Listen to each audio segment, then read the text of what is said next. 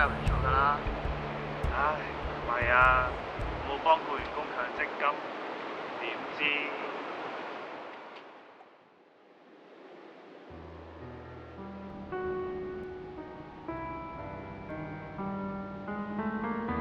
嗱，我而家請你，不過咧你要喺度簽59日嘅合約，一路連續簽。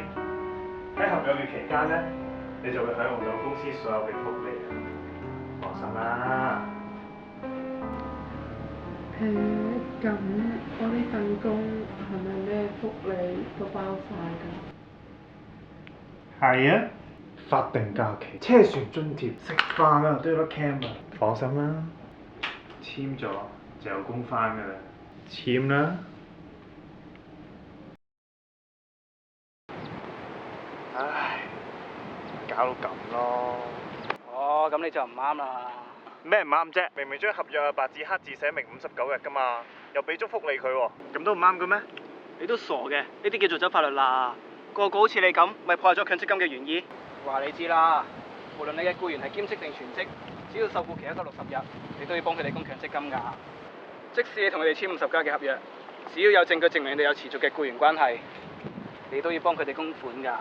我啲福利啊，咪仲正 ，cam 錢啊，又有得即刻攞返。你到依家都不知悔改，強積金係幫佢哋累積退休儲蓄，好重要㗎。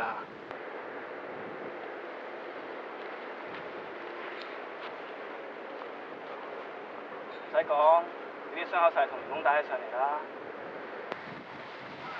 話時話，你有犯咩事入嚟啊？我因為傷人啦，我咪就係因為個老闆好似你咁，冇幫我供兼職份強積金，同佢大打出手咯，先搞到入嚟，大好青年搞到而家咁。